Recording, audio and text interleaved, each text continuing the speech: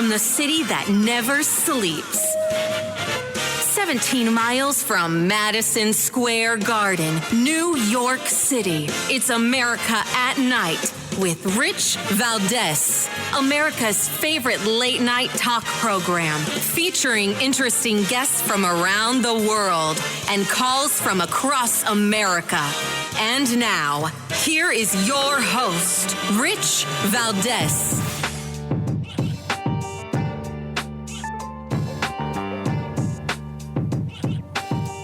Hi there, good evening, and what's up, America? I am Rich Valdez, Valdez with an S, at Rich Valdez on all of the social media. Your liberty-loving Latino amigo, happy to be here with you this Monday night. We're live, we're national, and the phone number, if you want to join us, is 833-482-5337, 833-4-Valdez. We'll be taking your calls probably about 25, 30 minutes or so.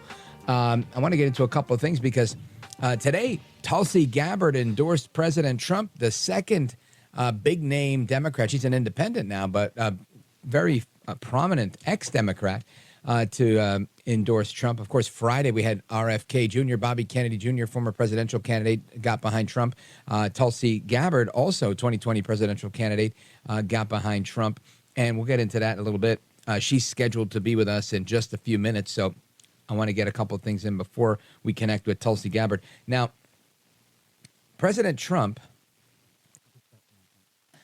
he spent the morning honoring the men and women that lost their lives at Abbey Gate outside of the Hamid Karzai airport in Afghanistan 3 years ago today, as today's the third anniversary of the Abbey Gate, I'm going to call it massacre. And many hold Joe El Baboso Biden responsible for that. I among them. I think it was his ineptitude, his inability to do this accurately. When I say do this, to be president, to be commander-in-chief, is what caused this to happen, this botched withdrawal that some say wasn't botched, but I'm going to stick with disastrous. And former President Trump attended that memorial ceremony. Memorial ceremony for the 13 servicemen and women murdered during the Abbey Gate bombing. And this, again, was just something that didn't need to happen. President Biden, Vice President Kamala Harris, skipped the event. Isn't that apropos? As did former Presidents Barack Obama and George W. Bush. They weren't there either. I don't know if they were scheduled to be there, but at least you would think one of the two folks representing the country, like Joe Biden or Kamala Harris, but neither. President Trump attended the ceremony at Arlington National Ceremony to mark the third anniversary of the Abbey Gate attack, and this is a class act. I think Trump is a class act when it comes to this stuff. This is why they try to say, because he called them suckers and losers, and he did. This is why. Right? This is why. And they try to capitalize on his vendetta against John McCain, saying that, I prefer people that didn't get caught and whatever. And again, I don't think that he said the right thing to McCain, right? At least not publicly. The way he said it came across the wrong way, and it's been used against him a million different times. Of course, he's entitled to his own opinion. But ultimately, this is how they try to build on it. They take that little clip and then they go, but this guy heard him say that, and this general heard this, and this general's now saying that, and then people are writing books, and it's just more fabricated propaganda against Trump. And people buy it, hook, line, and sinker. Not everybody. The people that are smart, that listen to programs like this and others, they know what's going on. But lamentably, some people buy into that stuff. Anyway, so you've got Trump at this event today, and then afterwards meets up with Tulsi Gabbard at the National Guard event that they both went to in Detroit, where he actually introduces her, and then she goes on to endorse him. We have a clip of that. Let's listen to President Trump. And today I'm honored to officially welcome another true American patriot, a 17-year veteran of the Hawaii Army National Guard, a 4-term Democrat Congresswoman, very, very popular, the former vice chair of the National Democratic Party and a 2020 Democrat candidate for the United States presidency. She was a very good candidate. Every time she ran, she was good. She did well. She decided to leave. She couldn't take it anymore, but she is very special. And I didn't know this, but she was a lieutenant colonel. That's not bad. Lieutenant colonel. Not bad. I didn't know that. You know, I just found out. I said, put it down. You got to put that down. That's bigger. That's better than all the other stuff I read. But no, she's a special person. She's got great common sense, great spirit. She loves our country, and she loves the people in this room. Tulsi Gabbard.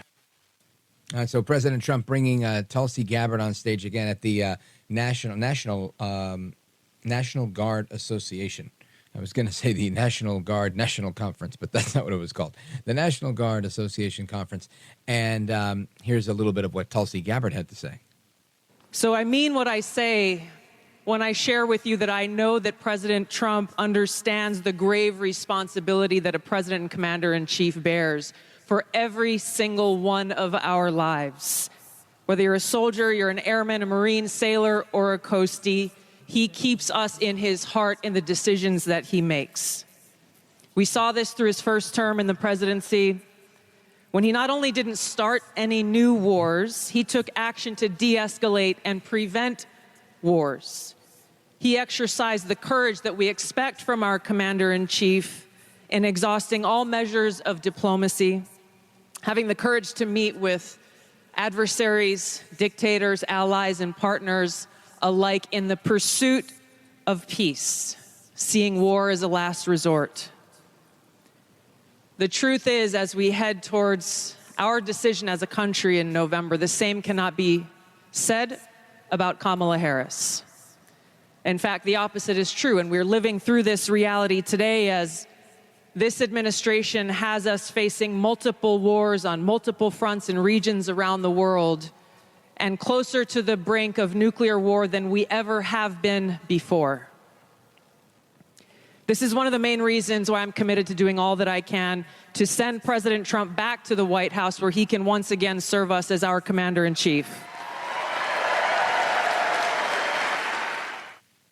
Again, that was just a little bit of Tulsi Gabbard's endorsement of President Trump just a couple of hours ago, or earlier this afternoon. And Tulsi Gabbard is going to be joining us live in just about 4 or 5 minutes. The break is about 3 minutes, and we're about a minute away from the break. So 4 minutes, Tulsi Gabbard joins the program.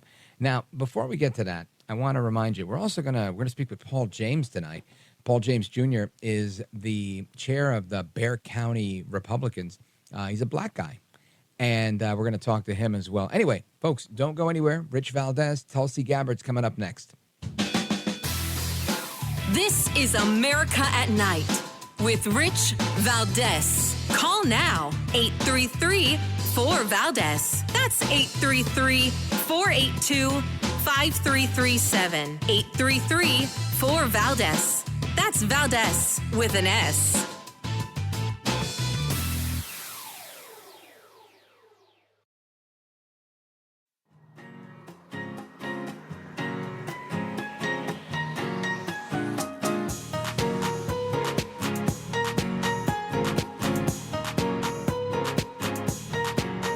Well, thank you, Rich, and thank you for everything. I know you very well, and I listen, but I have a lot of people that listen, and they love your show, and I appreciate it very much. America at Night with Rich Valdez. All right, familia, welcome back. Amigos, Rich Valdez with you until 1 a.m. Eastern Time. El Macho. As you know, I do identify as a man, and someone who identifies as Lieutenant Colonel in the National Guard, former Congresswoman from Hawaii, former Vice Chair of the Democrat National Committee, Tulsi Gabbard. Welcome back. Thank you very much. It's good to talk to you.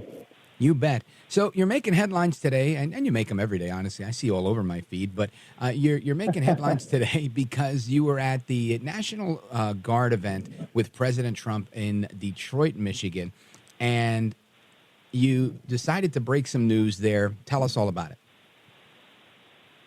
Well, first of all, it was a privilege to be there to join President Trump with National Guard soldiers and airmen and leaders from all across the country, all 50 states and territories, but especially on this day. This Yes. is the third anniversary today of the disastrous withdrawal from Afghanistan and the explosion that took the lives of 13 of my brothers and sisters in uniform.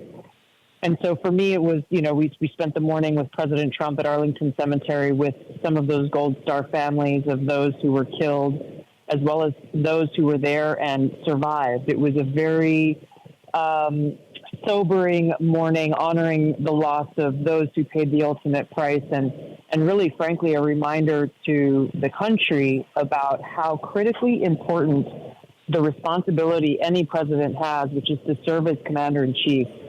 I spoke at the National Guard conference today, speaking to my brothers and sisters in uniform about why I am endorsing Donald Trump to be our president again, and so that he can be our commander-in-chief.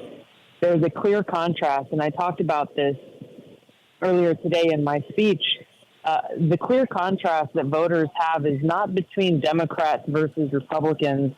It really is about a president and commander-in-chief in Donald Trump who stands for freedom, peace, and prosperity, versus Kamala Harris, who is someone who has shown through her record, has gotten us into more wars, pushed us to the brink of nuclear war closer than we ever have been before, has gotten us into a place where Americans are feeling economic hardship over these last 3.5 years.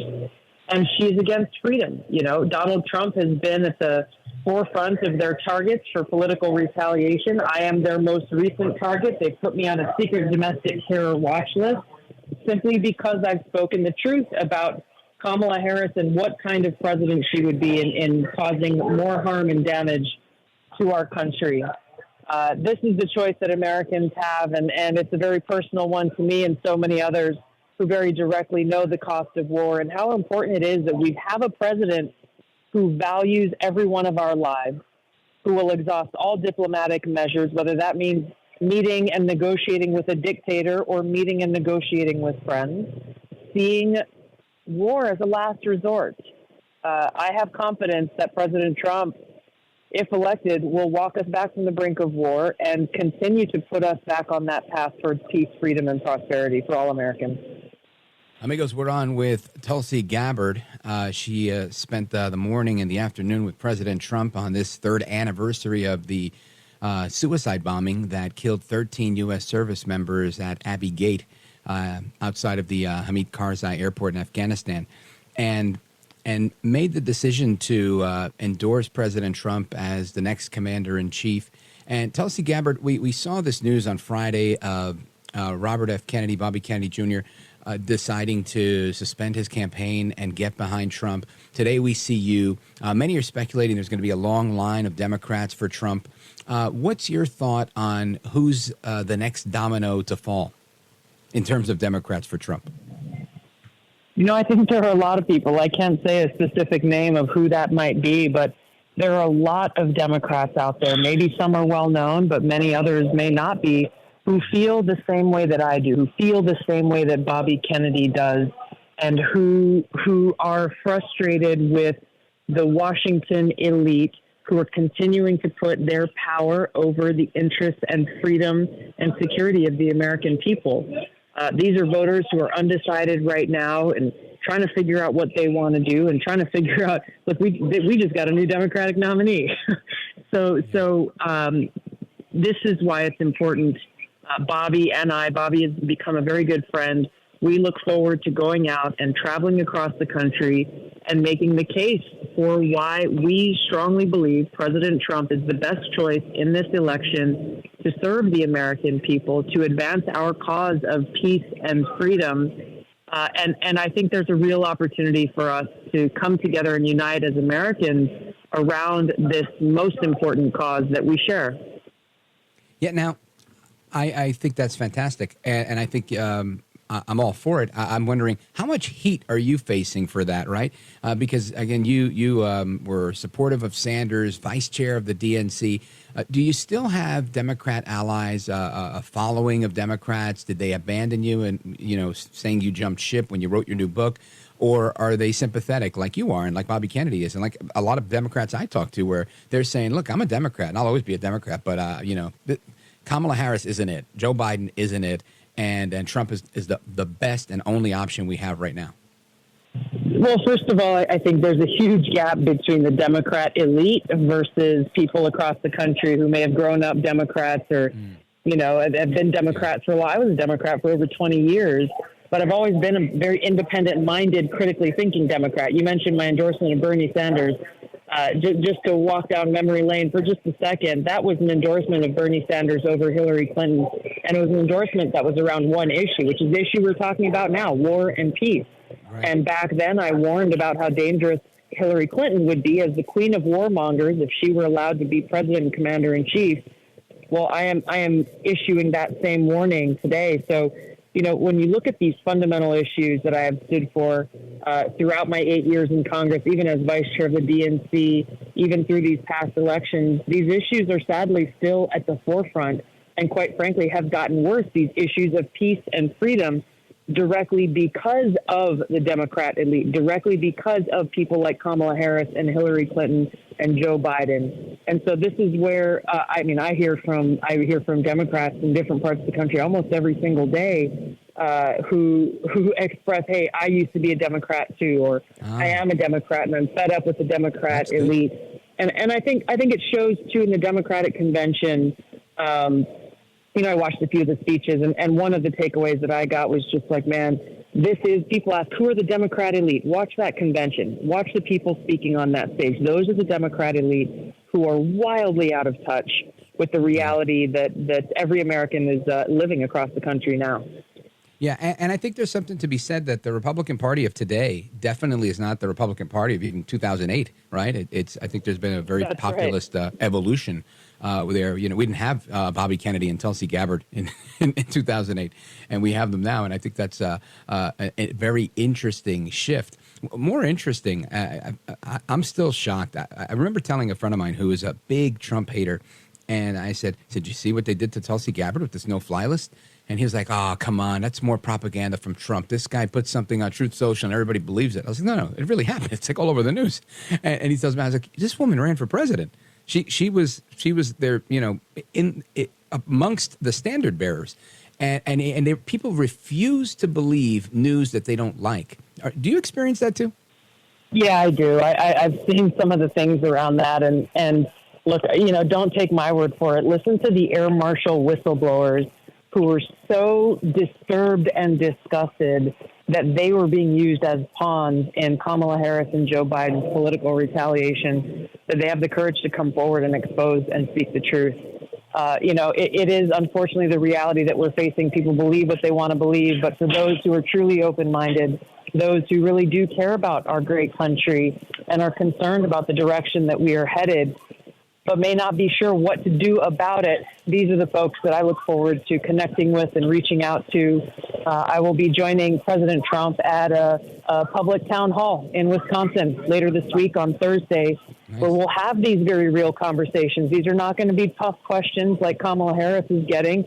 This is going to be an open town hall, and I expect that he'll be asked questions on a whole variety of issues. And these are the kinds of things that I believe can help make the difference in exposing the truth about Kamala Harris and sharing the truth about Donald Trump and his leadership.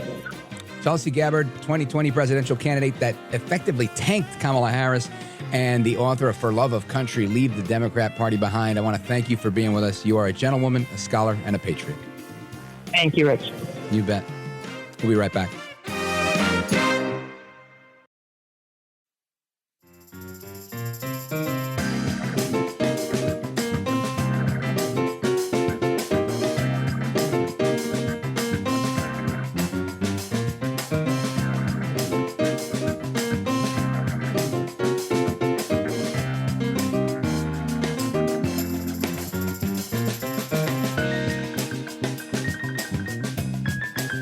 Mr. Call Screener, who is a budding radio star, by the way. Richie Valdez is terrific. This is America at Night with Rich Valdez. All right, familia, welcome back. Rich Valdez live with you till 1 a.m. Eastern time. And happy to be with you this Monday night. We're live. We're national. The phone number, 833-482-5337, 833-4-Valdez. And a couple of things I wanted to mention. There's this battle against free speech continues. It's raging on. The owner of the app Telegram, this guy was just arrested in France. Now, from what I understand, it seems to be they're arresting him because of free speech, right? This is, they're saying it's a preliminary police investigation, the investigation into the messaging app, blah, blah, blah, moderators to keep criminal activity in check. He's not doing enough to moderate criminal activity on the app. I don't know.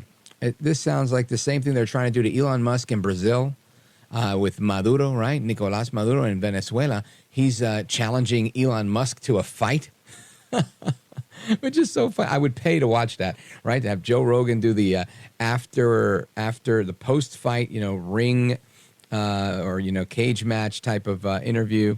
And I don't know, we'll get Trump to do the play-by-play. You ever heard Trump doing play-by-play in boxing? It's fantastic.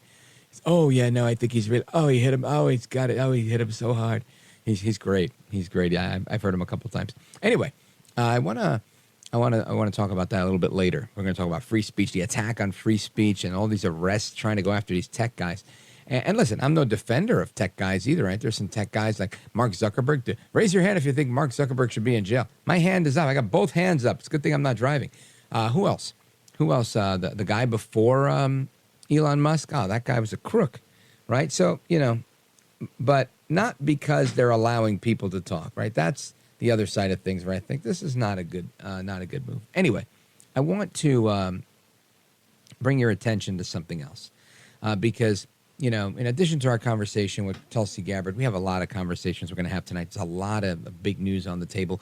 The country continues to gravitate towards either of two candidates, right? You got El Trompito, Donaldus Magnus, the 45th president of these United States, and his opponent, Kamala Harris. Now, Kamala Harris is not a great candidate, but she's the sitting vice president. She delivers a pretty good speech on a teleprompter. She's no Obama, but, she delivers a fair enough speech on a teleprompter. She's way better than Biden. And when that's the act you have to follow, you're in good shape. And again, my Cuban buddy, who came to the United States on a jet ski from Havana, Cuba to Key West, who hates Trump, loves America, hates Trump. He tells me, you know why people like her? And I tell him, why? He says, because of that laugh. They think she's friendly. And I said, you got to be kidding. That thing, he said, it's so annoying, that laugh. It's so annoying. He said, honestly, I'm not a big fan of hers, but she's better than Biden. And he said, I think she can beat the pants off of Trump. And he was so excited. I said, but what about her economic record? So that's my Cuban friend. But there's others out there, right? And in the great land of Texas, where they have a county called Bexar County, it's spelled Bexar. So I guess everybody else in America that's not from Texas will probably say Bexar County, but it's Bexar County. And the head of the GOP there just did an op-ed in Newsweek, right? Paul James Jr. And the headline here, here's why young black men like me are voting for Trump. And he goes on to list so many different reasons why he's not voting for Kamala Harris. But conversely, you've got guys like Bernie Sanders who are out there all in for Kamala Harris. Listen to this. All right, let me ask you about the convention. What was your take on the messaging from Kamala Harris in Chicago? Well, I think the energy coming out of that convention was very high. I think it's going to be a rough campaign. I think the vice president now has a very good chance to win it. She's certainly going to win the popular vote by millions of votes, and I think she has a great chance to win many of the battleground states, and I intend to do everything that I can to see that she wins. My own guess is, Jonathan, that I think people are growing tired and fatigued with Trump's consistent and outrageous lies. And I think no matter what people may think of Kamala Harris, I think they want stability in the White House. They want somebody who they can trust. Well, somebody they can trust. Healthcare is a right. Now listen, Bernard Sanders. Here's what I tell you, Bernie, and here's what I'll tell anybody listening. Trump's lies, right? So Trump says the Harris-Biden administration has cost us a ton of cash in inflation. That's not a lie. That's the truth. So what's he lying about? The border? The fact that their border is worse than his? That more women are getting raped? That things are worse now than they were before? I think those are all matters of fact. But to get reaction to what Senator Sanders said and to walk us through this article in Newsweek, we've got the author of it, Paul James Jr., chairman of the Bexar County Republicans. What's up, brother? Welcome to the program. Howdy, Mr. Rich. Thank you for having me on tonight. Just want to acknowledge the actual newly elected chairperson is Miss Chris Coons. She's fantastic. I'm just a precinct chair, but I am president for Young Republicans of Bexar County. Perfect. So my article was predominantly prompted due to the sleight of hands that we saw with President Biden being found unable to continue his campaign journey, and then Vice President Kamala Harris being pushed on us. And on Instagram, you hear these reels of different people speaking, and one that stood out to me was a group of black people, and a black woman stated, "I'm voting for Kamala because she's a black woman." And a gentleman on there was very outraged, but so was I. And as I listened around many other people on my social media, I saw a lot of people saying, "I'm with her." And I just felt like someone had to draw a contrast to what she represents and what the country really needs right now, And funny enough, you put a clip of Senator Bernie Sanders. I actually wrote in his name in 2016. I wrote in his name out of desperation for where President Obama's presidency had left me in my career in the oil and gas industry. So, as much as he wants to support those policies, we know those policies have failed everywhere that they've taken place. And now, we really don't need Vice President Kamala Harris to go any further with her laughter. It's a serious matter, and we need serious people to handle it. Folks, we're on with Paul James Jr., chair of the Bexar County Young Republicans.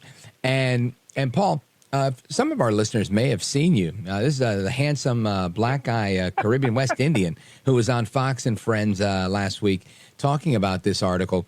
And I got to tell you, I think the article, it's a great article. You make a lot of great points. And tell me a little bit why, yourself and others, right?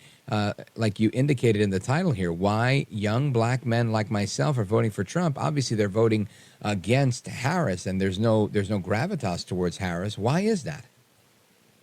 I think there's no gravitas towards Vice President Harris because people have had time to see the difference.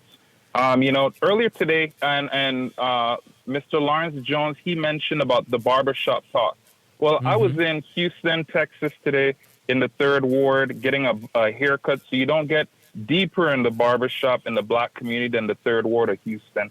And, I was having a conversation, and a few gentlemen in there, older gentlemen, veterans, they were outraged about what President Trump had mentioned in regards to the Presidential Medal of Freedom versus Congressional Medal of Honor. And, I had to reset the conversation and say, hey, at the end of the day, I don't speak for President Trump and, the contrast that he makes in awards.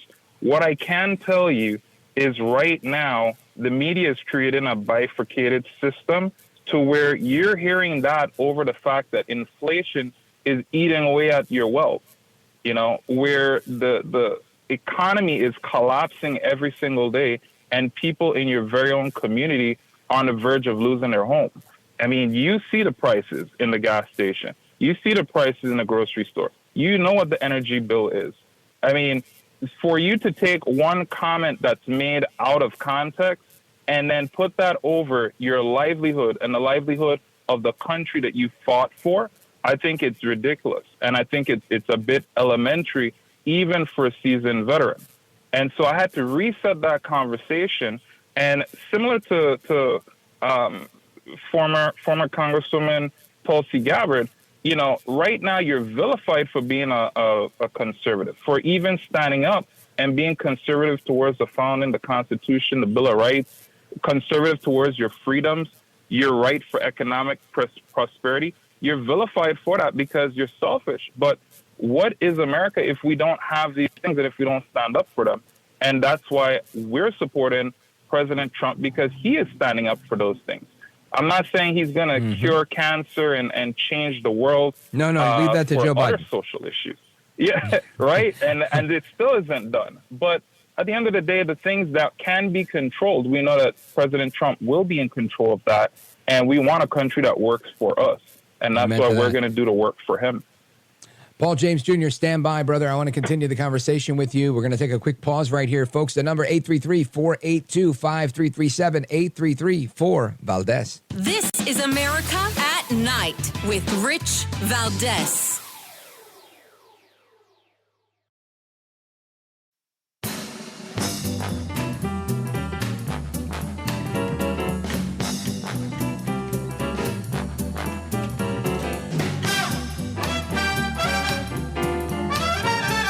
America at Night, your home for the best election coverage.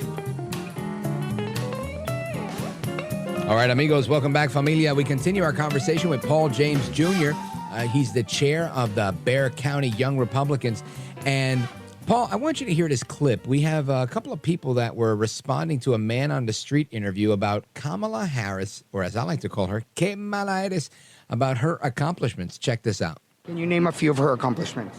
No, I can't. What are some of her accomplishments? I will say that everything that I've seen, I don't think that, No. I honestly don't think she has any. The 4 years that she was in office as vice president, I didn't hear her speak once until like last week.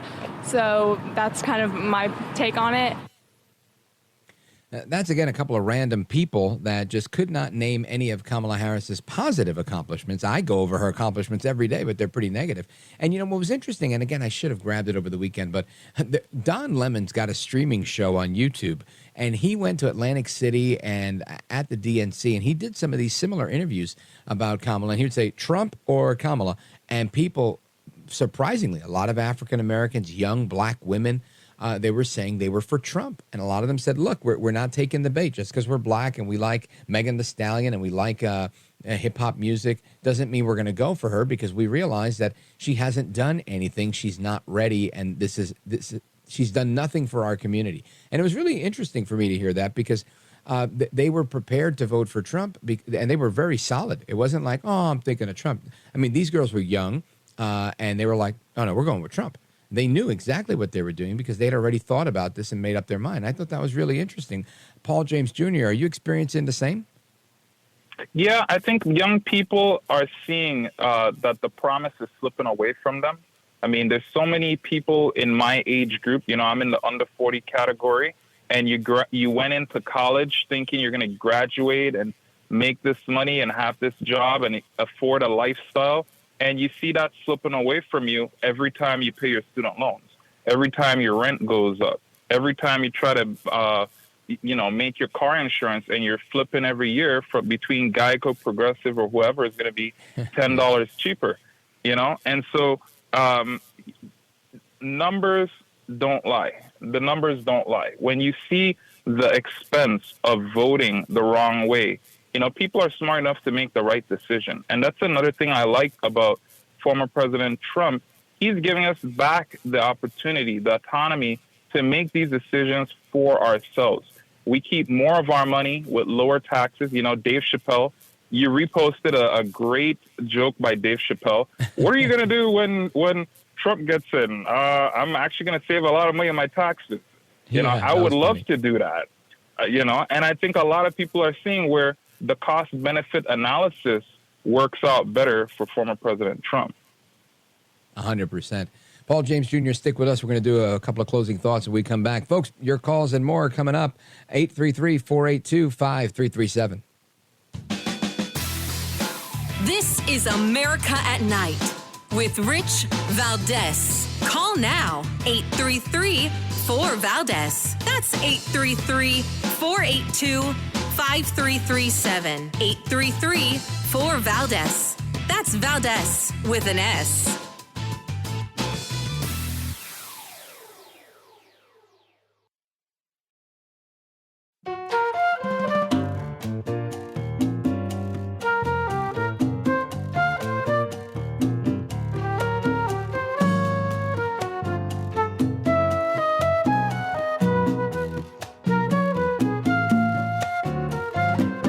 By the way, your ratings are up. Congratulations. I had somebody. It's always nice to check. I like to see, even if they're friends, I like to see how are they doing. Are people listening, right? That's but right. You're doing great. America at Night with Rich Valdez. Whether you're a Democrat, a Republican, or an independent, if you love our country, as I do, if you cherish peace and freedom as we do, I invite you to join me in doing all that we can to save our country and elect President Donald J. Trump and send him back to the White House to do the tough work of saving our country and serving the people.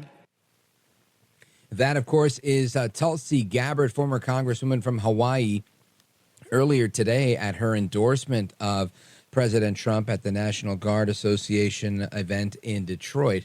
And our guest, Paul James Jr., chair of the Young Republicans of Bexar County, Texas. Paul James Jr., when you hear Tulsi Gabbard telling Americans of every stripe to endorse Trump, just like she did, an independent now, former Democrat, former vice chair of the DNC, just like Bobby Kennedy Jr. did on Friday, a Democrat who just ran as an independent for president. How do you react to that? It's I guess you pinch yourself to see if it's real, you know? Is it real that America is coming together right now? Under former President Trump. After all the media, the fake media news, the way how they attack him, the way how they vilify him, the way how they berate him, the way how they've literally coaxed all the things that are going negative against him, is the country really coming together under former President Trump? And the answer is yes. It's yes, because leadership yields results. And right now, the country needs a leader. The world needs a leader.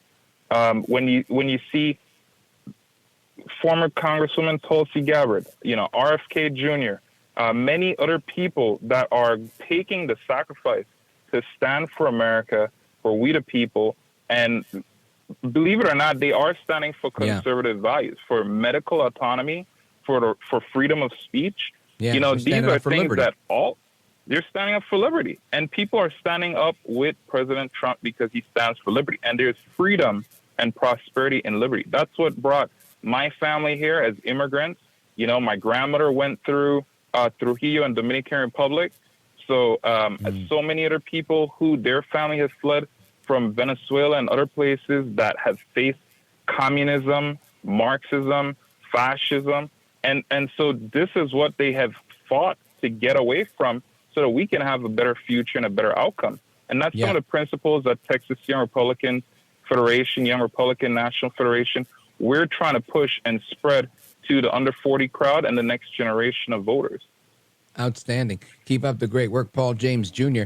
Folks, make sure you give him a follow and check out the work. Let everybody know how they can find you. On Facebook, that's where my political page is at. On Facebook, you can find me at NWSA Precinct. And I'm on Instagram as well, The Real Paul, Paol, at Instagram. Outstanding, Thanks, Rich. brother. Appreciate having you on. Got to have you back. Thank you, brother. God bless you, too. Got to talk about some energy stuff because I know you're on the oil rig every day. Folks, that was Paul James, and we're coming right back with Jennifer Strickland to talk about why she fights to make sure women remain women. Don't go anywhere. I'm Rich Valdez.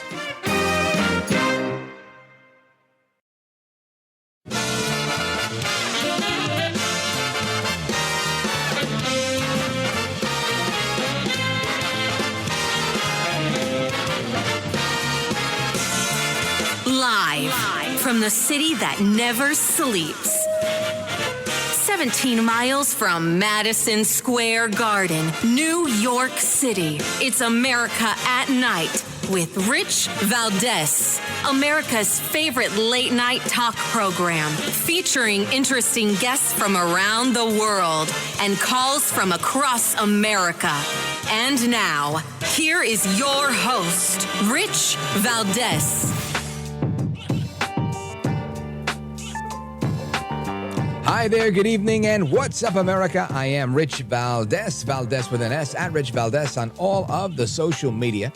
And our phone number, if you want to join us, 833-482-5337, 833-4-VALDEZ. We'll be taking calls in this segment in just a few minutes. I just wanted to share a couple of things with you.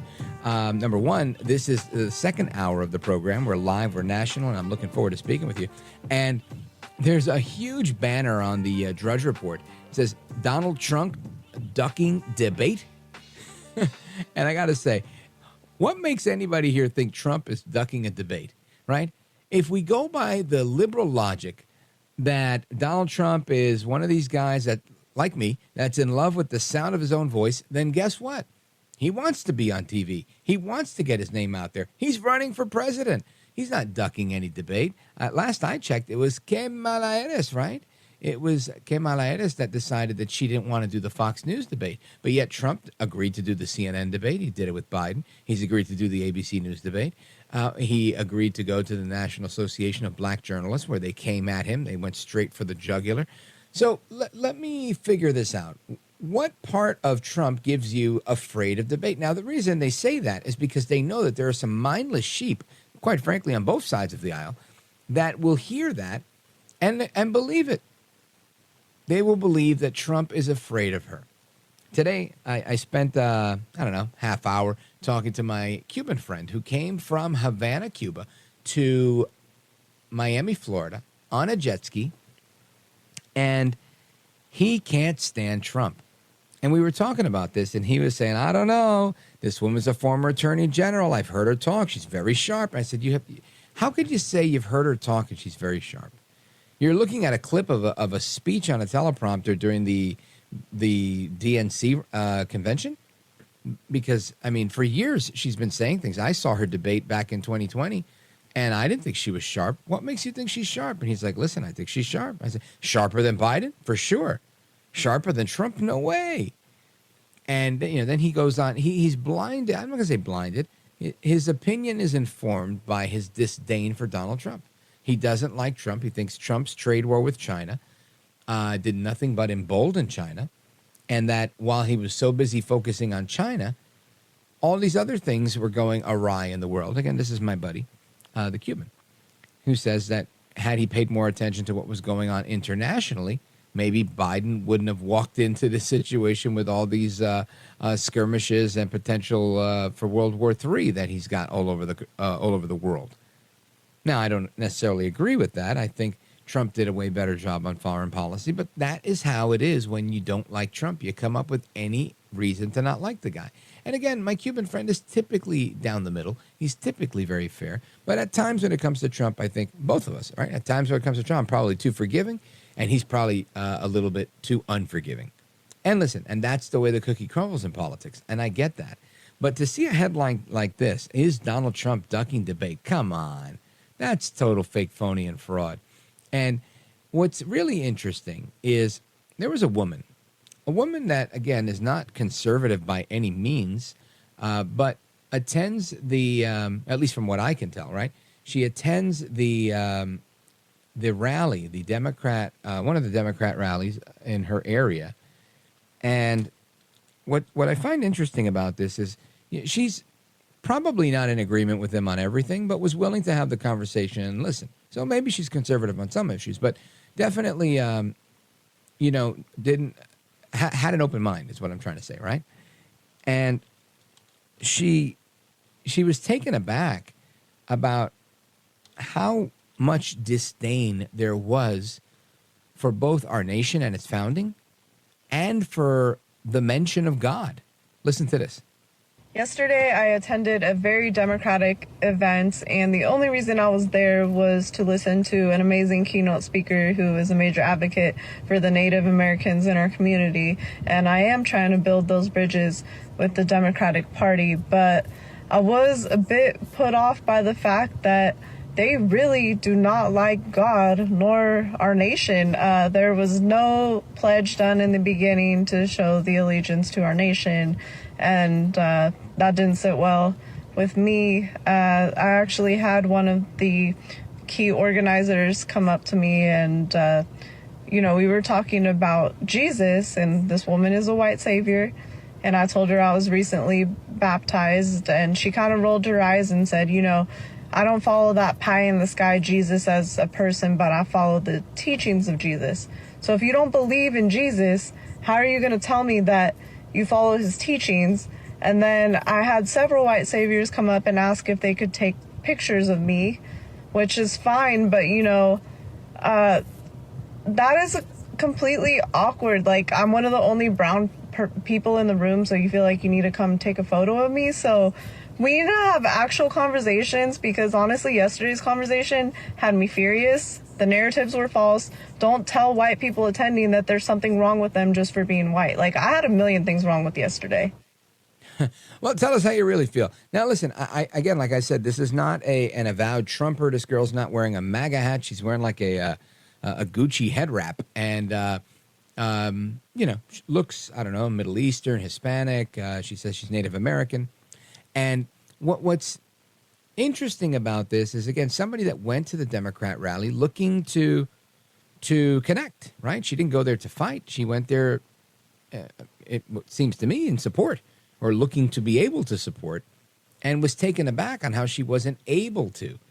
And I think this is fascinating to me. Really is fascinating that you've got people that are somewhat sympathetic that can't be sympathetic, because she goes in there and she hears this rhetoric about there's something wrong with you for being white. And again, she's not white. But just because you're not white doesn't mean that you should celebrate in the bashing of the whites. And this is the position I take, right? I get beat up. Oh, I'm a Tío Tomás. I'm a sellout, vendido, this, that, and the third. But the reality is, I don't hate white people. I don't hate black people. I don't hate Middle Eastern people. I really don't hate any people. Right? I really don't. I hate certain ideas. I hate Marxist ideas, for sure. The progressive agenda, something I hate. But I don't hate the people, right? I mean, I've been to church enough times and I've heard it enough times to believe it as truth. The saying that goes like this: you hate the sin, not the sinner. Right? Hate the sin, love the sinner. It's part of our job. So when you hear this and you think, man, so somebody who's on the outside looking in comes in and sees that the Democrats don't like the founding of America. They don't like God. Now, why would they be against God and the founding of America? Why would that be? Why on earth would they do that? Well, coming up, I want to get into that, because I think it's something we've discussed in the past, but something we can't discuss enough. Plus your calls, 833-482-5337, 833-4-VALDEZ. This is America at Night with Rich Valdez. Call now, 833-4-VALDEZ. That's 833-482-5337. 833-4-VALDEZ. That's Valdez with an S.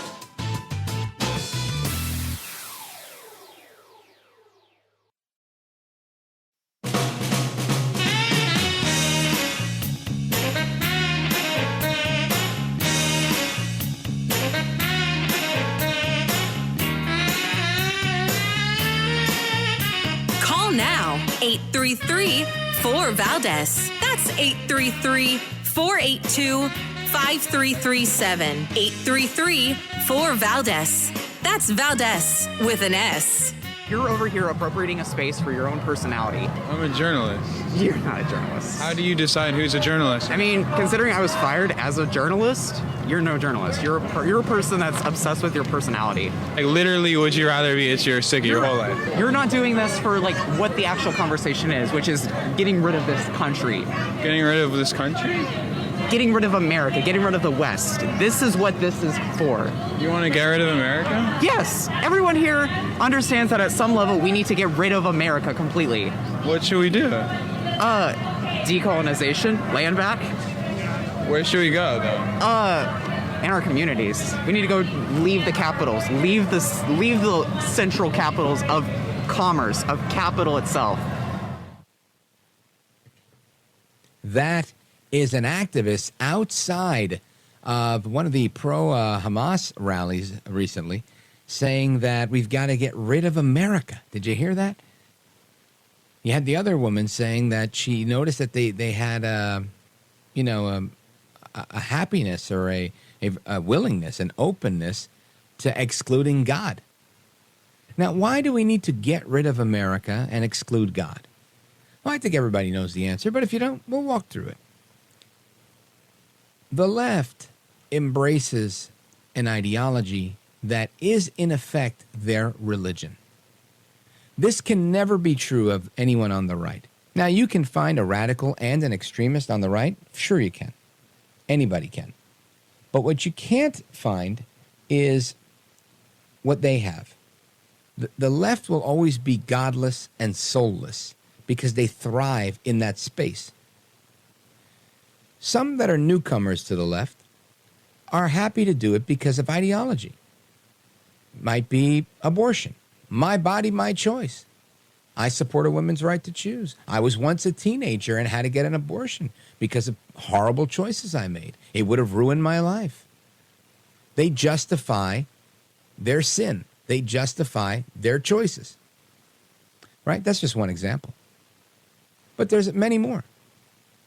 They want to supersede what the Constitution says with their emotion. Right? So, well, the Constitution is a living, breathing document. Just imagine if my car note was a living, breathing document. And every time the bank had a whim, they would say, Mr. Valdez, we're going to change the terms of your deal. So this month your payment has gone up 20% because we've changed the annual percentage rate on your deal. It's an adjustable rate auto loan. Just imagine if that were the case for people out there. Nobody would support that living, breathing nonsense, right? But yet we want to do it with the Constitution because we want to get rid of it. Then we accept the notion because maybe we're not white men, right? Or old white men or straight white men. And then we allow others to vilify these straight white men, who I believe, last I checked, are the majority in this country because this country was settled by European settlers as colonists to the British Crown. Rebelled against them. We got freedom, George Washington et al. And voila, here we are today. All different races, creeds, colors. I love it. I'm here. But check it out. The reason that they have to hate the founding of America, because the founding of America says we the people, right? Our Declaration of Independence talks about inalienable rights endowed by the Creator. The Creator is not the government. The government doesn't create a damn thing. So there is an acknowledgement of God. And this is critical because you can't have the existence of Marxism, the existence of owning the means of production, the existence of the idea where the state is in charge and owns everything.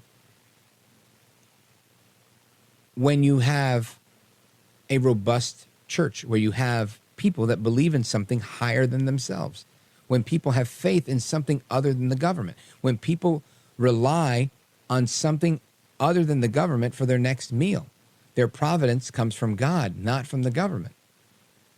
When you have a person like this person is, to a government person, they would label them an extremist. They would label them a radical and say, oh my gosh, you think that God will rain down manna from heaven? Yeah, maybe, right? Because I don't trust you, the government. You don't produce anything. You literally steal from everyone, right? By way of taxation. If you believe taxation is theft, and if you don't, if you think that's an extreme view, that's okay.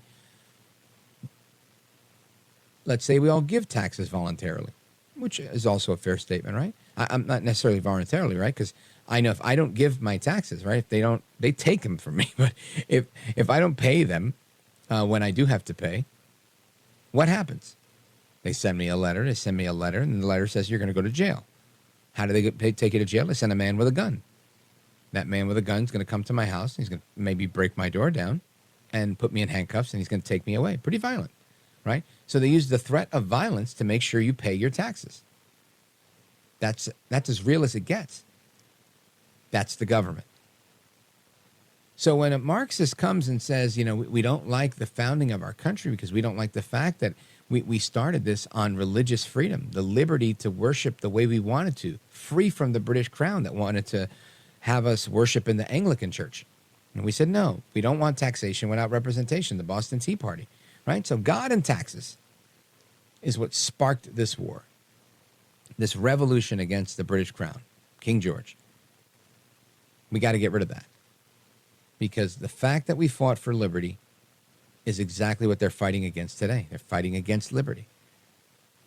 They're fighting against God, because they want utter and total reliance on the state, utter and total reliance, you on your knees, not at the altar of Christ or the altar of whatever God you worship.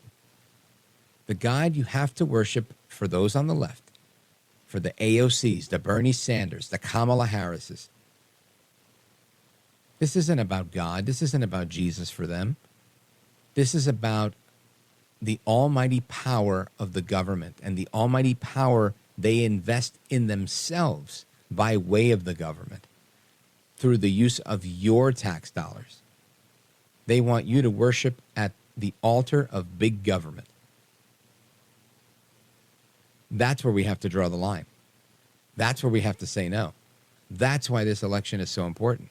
Now, some of you might say, Rich, you're getting hyperbolic. You sound like McCarthy. It's the communist Red Scare. It's really not that bad.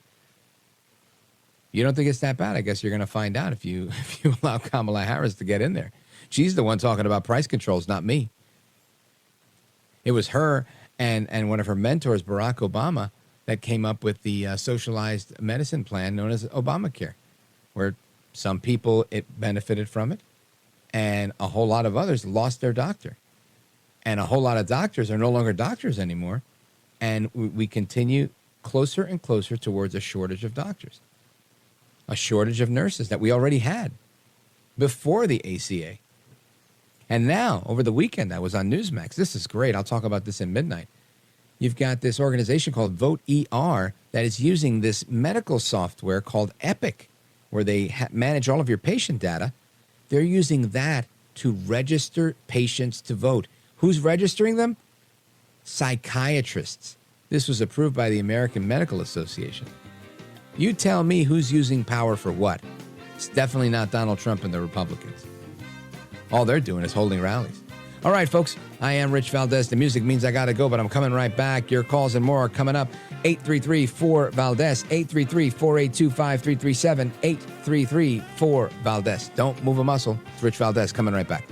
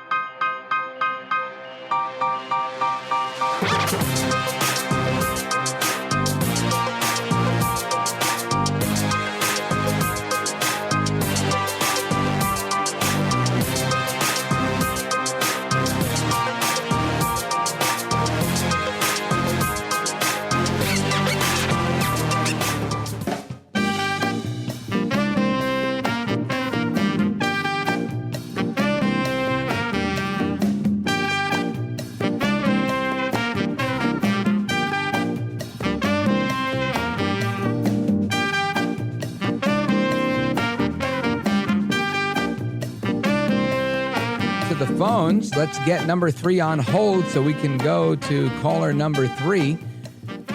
Caller number 3, you're on with Rich Valdez. What's your name? Darren. What do you want to say tonight? I'm not happy at all. with the Medicaid, I'm on SSI.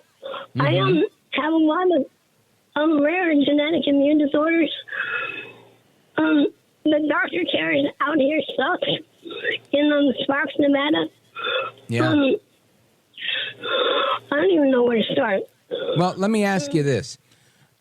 Where are you leaning in the election? Are you thinking of voting for Harris or for Trump? Trump. Always Trump. And listen, Trump, when he was president, when he declares a day, like an actual holiday for people like me with immune disorders, I was ecstatic. I was happy.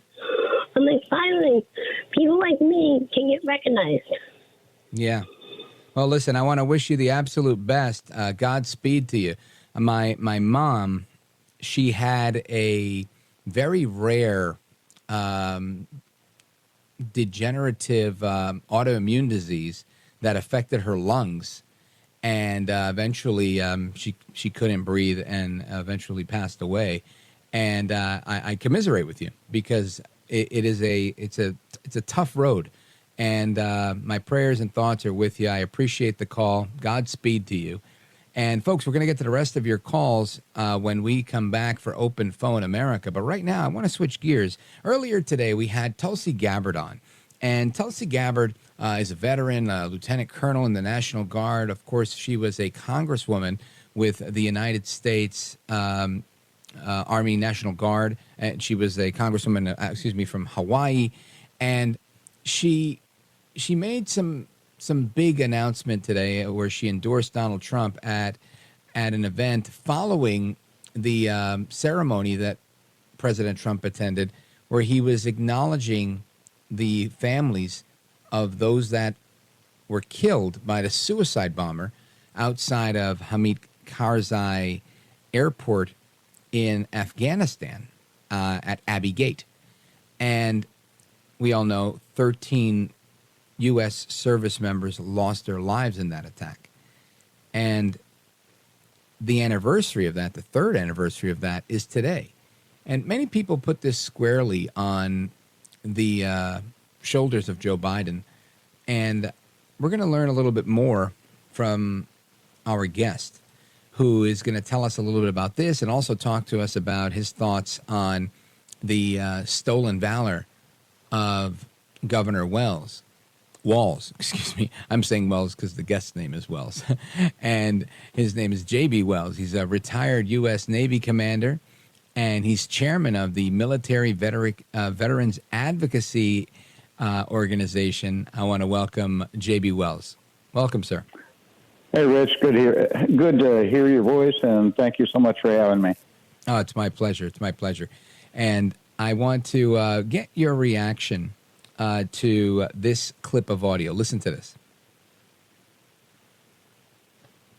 It is a privilege to be here with all of you, my brothers and sisters in uniform, especially on this day of all days. I had the privilege of joining President Trump this morning at Arlington Cemetery, where he joined two Gold Star families and loved ones of Staff Sergeant Hoover and Sergeant G, both of whom were two of the 13 killed in the Abbey Gate attack 3 years ago today in Kabul. And I can tell you, as we were there, as he laid a wreath at the tomb of the unknown soldier, joining these Marines' loved ones, I felt the sorrow that he shared with them in their loss. I felt and saw his sincere appreciation for these servicemen and women who paid the ultimate price and their loved ones who continue to grieve to this day. That is Tulsi Gabbard, who is, again, endorsing Donald Trump and acknowledging those that were murdered outside of Abbey Gate. And retired Commander J.B. Wells, what are your thoughts on that? Well, I had the opportunity and the honor to meet Congresswoman Tulsi Gabbard when she was still in Congress. You know, it was an event dealing with prevention of actually, I said prevention, actually the extension of burn pits benefits. And she's a fantastic lady, and she's right on. Look, that thing was a tactical disaster. It was not well planned. It was certainly not well executed, and our folks were just stuck right there in the middle. There was a lot of ways that we could have completed that withdrawal without putting our folks at risk, and we just didn't do it. And I blame the administration for that. I mean, I'm not trying to get political here. I'm just saying the administration did not do their job. What is part of your work with advocacy? Tell us a little bit about it and how it affects the current political climate. Well, we try to stay away from the politics of it. We are a nonprofit, a 501c3, so we do not endorse candidates or anything of that nature. But what we do is litigate, legislate, and educate. What that means is on the education aspect of it, we make sure that veterans are aware of their benefits. We conduct continuing legal education courses on veterans law for attorneys. We're certified to do that. And in fact, we're working up a program now to do outreach to tribal attorneys, because there's a lot of Native American indigenous veterans out there that just don't have the services. If we can reach out and teach their tribal attorneys how to do veterans law, that's very helpful. We litigate by taking the Secretary of Veterans Affairs and others to court. And we do that usually at the Court of Appeals of the Federal Circuit level or the Supreme Court of the United States. We have a case coming up where we filed an amicus curiae, or friend of the court brief, and the Supreme Court's going to be holding oral argument on that on October the 16th. And what we're trying to do is influence, we have the courts influence how we process and how we do veterans benefits. Example, in 2019, we won a case called Procopio versus Wilkie, which forced the VA to provide veterans benefits to about 90,000 veterans. And they, for almost 2 decades, have been denying them. And we were able to get that overturned. We also work legislation-wise. That's how I met Tim Walz, actually. We go and talk to Congress about different veterans benefits, and was he helpful? Them to take care of it. It was very interesting. He certainly started out being helpful, very, very cooperative. I met with him probably about half a dozen times. Problem was, under current law, if you're going to increase benefits for veterans or really for anybody else, you have to either decrease them somewhere else or you got to provide another funding source. So we had come up with a funding source that had been used previously, and it provided what was going to take. It was about $1.2 billion is what it was going to take, and would have provided that. We took it to Tim Walz. At the time, he was lead Democrat on the House Veterans Affairs Committee. And Doc Rowe was the chairman at the time. So we took it to both of them. Both of them bought off on it. Walz, however, wound up flip-flopping and really stabbed us in the back on it. Apparently, Senator Sanders did not care for this particular funding source, and we knew that. But he really made a big deal of it, and he put pressure on Speaker Pelosi to put pressure on Tim Walz to say, nope, not going to go along with it. And this is about the time he was getting ready to run for governor of Minnesota, so he was certainly susceptible to any kind of pressure. So basically, without even courtesy phone call, he said, nope, changed our mind, not going to do it.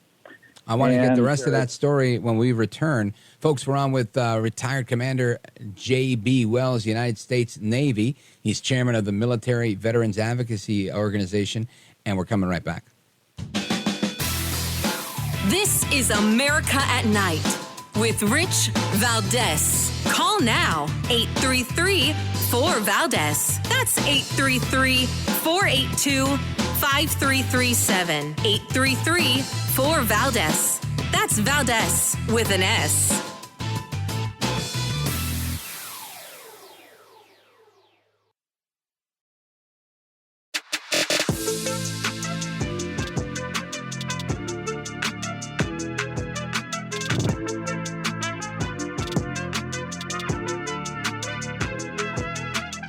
now. 833-4-VALDEZ. That's 833-482-5337. 833-4-VALDEZ. That's Valdez with an S. Look, I know guns. I'm a veteran. I'm a hunter. And I was a better shot than most Republicans in Congress, and I got the trophies to prove it. But I'm also a dad. I believe in the Second Amendment, but I also believe our first responsibility is to keep our kids safe.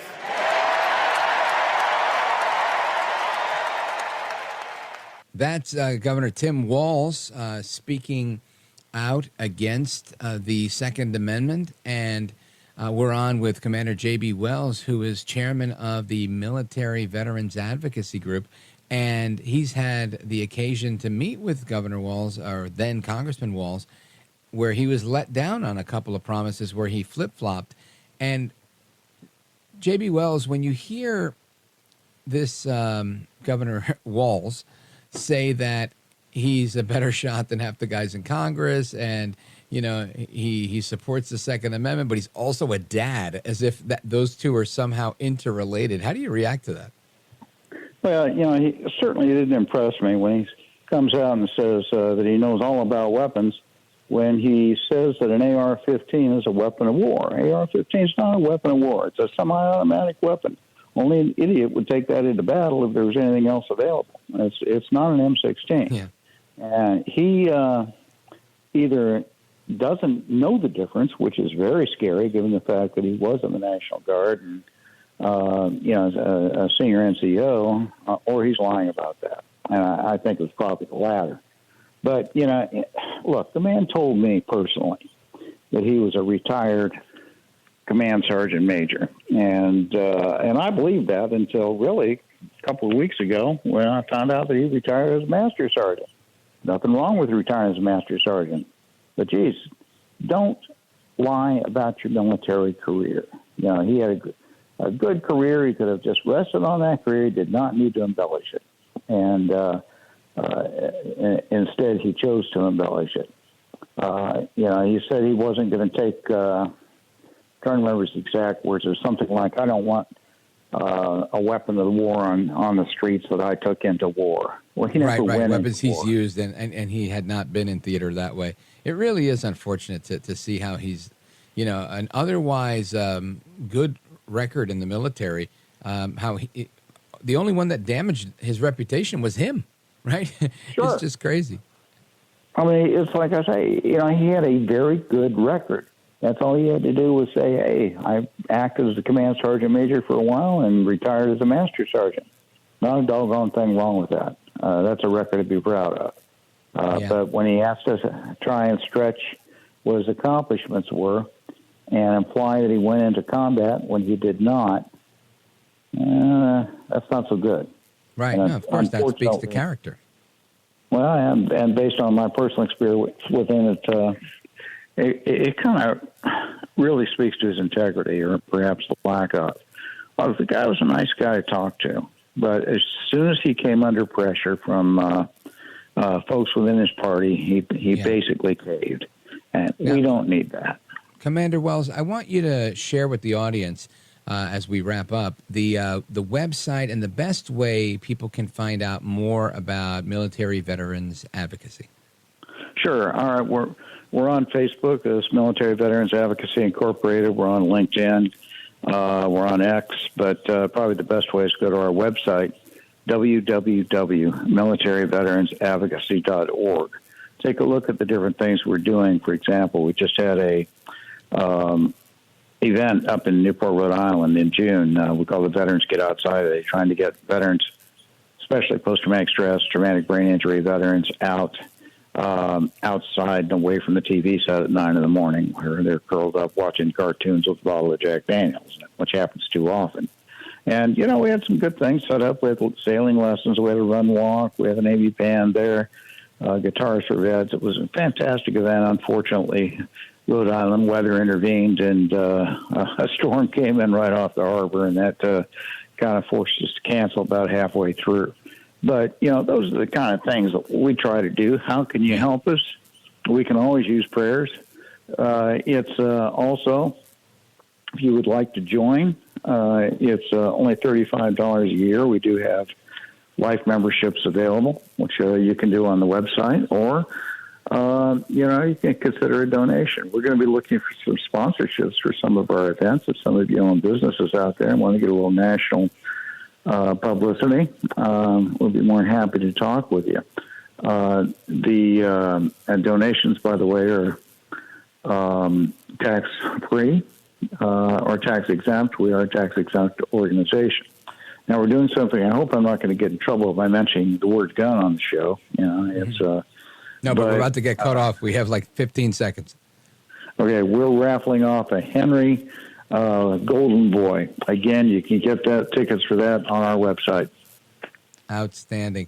Folks, check out the website, Military-Veterans-Advocacy.org. J.B. Wells, you are a gentleman, a scholar, and a patriot. Thank you, sir. Thank you.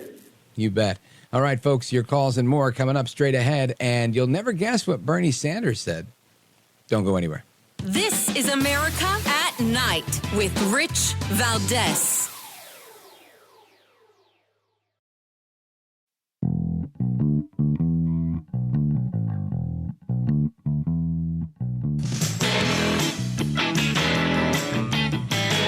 Call now, 833-4VALDEZ. That's 833-482-5337. 833-4VALDEZ. That's Valdez with an S. Obviously, you and I have been talking about this for a long time. It's a no-brainer, but it's fun to see how much it's been popularized, right? The idea of things that are in no way radical, in no way socialist, in no way communist, they're actually good for business, good for longevity, good for quality of life, are now being embraced by the mainstream within the Democratic Party. All right. Ali, if you don't tell anybody, let me tell you a big secret, but don't tell anybody, all right? And that is that virtually all of the progressive ideas are enormously popular. They may not be liked by the billionaire class or the corporate media, but they are enormously popular. For example, should we expand Social Security benefits by $2,400 a year by lifting the cap on taxable income so billionaires pay their fair share? Widely popular. Over 70% American people support that. Listen, if you make people broke by way of adding more money, more currency into the economy, right? You create inflation. People go broke because of that, because now they need more dollars to buy the same old things. That's where we are, right? We pay more for gas, we pay more for rent, we pay more for everything. That's monetary policy from the government. So then, now that things cost more, you're going to say more government spending is the answer. We're going to increase Social Security. Of course it's going to sound popular to somebody who's like, man, I'm on a fixed Social Security income and I need more money. But guess what? Adding that more money is going to make the problem worse, not better. That's why it's popular. It's like telling somebody, hey, do you like lollipops? Sugar's bad for you and it'll kill you. But hey, it tastes good. Come on, wake up, Bernie. Anyway, folks, your phone calls are coming up right now. We're live. We're national. The phone number is 833-482-5337, 833-4-VALDEZ. It's me, Rich Valdez, coming back with Open Phone America.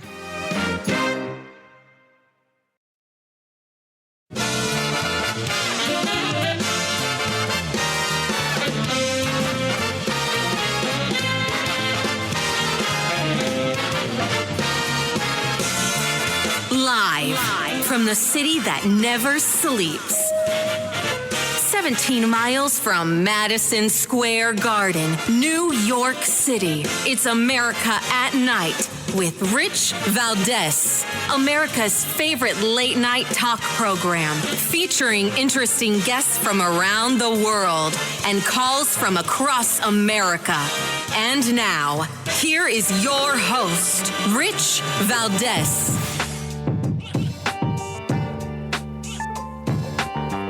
Hi there, good evening, and what's up, America? I am Rich Valdez, Valdez with an S, at Rich Valdez on all of the social media. Welcome to hour number 3 of the program.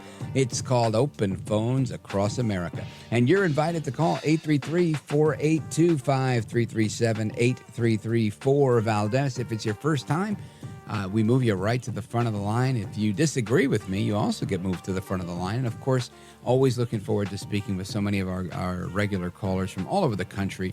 And we always get great calls from Chicago, from New York, from Oregon, from California, Florida, and really all over the country. And it's always a pleasure. And I want to get to a couple of headlines with you guys tonight because there's plenty going on. President Trump honored the U.S. service members killed in Afghanistan during the botched withdrawal with a wreath-laying ceremony at Arlington National Cemetery earlier today. And he was also joined by Tulsi Gabbard after that. And she decided to endorse him when they were jointly speaking at the National Guard Association event in Detroit. And Tulsi Gabbard said that she would be supporting President Trump for the following reasons. Check this out. So I mean what I say when I share with you that I know that President Trump understands the grave responsibility that a president and commander-in-chief bears for every single one of our lives. Whether you're a soldier, you're an airman, a Marine, sailor, or a coastie, he keeps us in his heart in the decisions that he makes. We saw this through his first term in the presidency, when he not only didn't start any new wars, he took action to de-escalate and prevent wars. He exercised the courage that we expect from our commander-in-chief in exhausting all measures of diplomacy, having the courage to meet with adversaries, dictators, allies, and partners alike in the pursuit of peace, seeing war as a last resort. The truth is, as we head towards our decision as a country in November, the same cannot be said about Kamala Harris.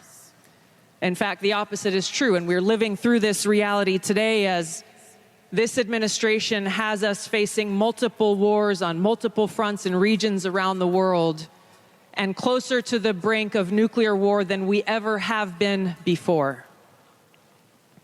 This is one of the main reasons why I'm committed to doing all that I can to send President Trump back to the White House, where he can once again serve us as our commander-in-chief. And again, that's former Congresswoman Tulsi Gabbard, former vice chair of the DNC, who is a very prominent former Democrat, now an independent, endorsing Donaldus Magnus El Trompito, the 45th president of these United States. And she that was earlier today. She joined us at the top of the first hour of this program to discuss that. And if you want to hear that interview, honestly, if I would have prepared for it, I would have played some clips from it now or a little bit later, but we don't have that prepared. So you can wait till right after we finish the show, and you could hear the entire program again, and that's right in the beginning of hour number 1. So if you want to check that out, richvaldez.com, and that should be available, I'd say about an hour after we get off the air tonight. But Tulsi Gabbard doing her endorsement today of President Trump, RFK Jr. making his endorsement on Friday. And again, these are both very big, prominent names. Right? Tulsi Gabbard was vice chair of the DNC, someone who is well known, ran for president, and in my opinion, took out Kamala Harris. Right? Kamala Harris, the one time she was catching a little momentum was against Joe Biden in those Democrat debates in the primary. But when she went against Gabbard, Gabbard shut her down. So, you know, we've seen the wherewithal of Kamala Harris, and she doesn't have much of it. Now, RFK Jr.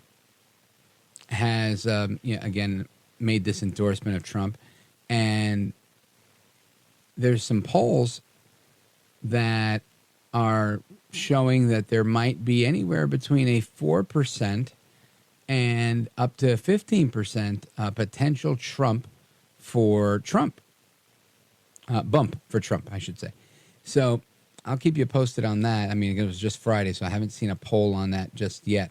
But interesting to see how this might be looking up. There's a couple of initial measurements on this that I don't see the crosstabs, so I don't see how fancy, but I see, let's see, this person here is reporting that things shifted up about 1.25 points in Arizona, about 1 point in North Carolina, 2 points in Nevada where it went down, or in Arizona, and then they went to Nevada right after, about 0.5 point in Pennsylvania. So some little bit of a bump, but nothing crazy as of yet. I think that the key here is for Trump to continue to build momentum, saying, all right, we had this one, now we've got this one, and to continue to build this coalition of Democrats. And honestly, even with just those two, these are two good campaigners, right? RFK Jr.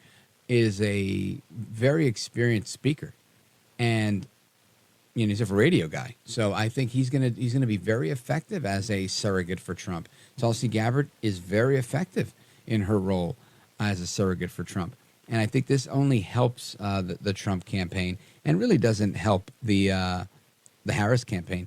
This is not like saying, well, you've got Republicans that are supporting Kamala Harris. You've got Adam Kinzinger and Liz Cheney. So they didn't ever command anything of a movement within the Republican Party. They just didn't. But conversely, these two do, right? Tulsi Gabbard has people that loved her, and probably even more now that she's on the Trump train. RFK Jr., again, larger-than-life personality, radio personality. This guy has a following. Big, I think he doesn't go by the term anti-vax, but medical freedom advocate. And there's a big movement for that, too. And I'm all for that. So I think these are not the results you're going to get if you had Liz Cheney and Adam Kinzinger on the campaign trail. I don't think they're very comparable. Anyway, I want to get your thoughts on that and more as we move forward. Let's hit the phones momentarily. 833-482-5337. I see my buddy Pat in Arizona is there. Pat, coming to you straight after the break. 833-4-VALDEZ. This is America at Night with Rich Valdez. Call now, 833-4-VALDEZ. That's 833-482-5337. 833-4-VALDEZ. That's Valdez with an S.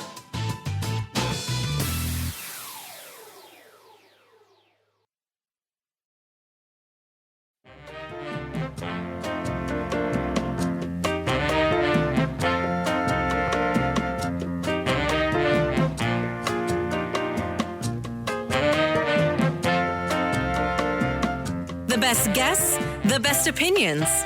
This is America at Night with Rich Valdez. Call now, 833-4-VALDEZ. That's 833-482-5337. 833-4-VALDEZ. That's Valdez with an S. All right, America, welcome back. Rich Valdez here with you straight till 1 a.m. in the morning. We're live. We're doing calls right now. I had to cut Pat in Sedona off the other night because we ran out of time. Pat, you're up.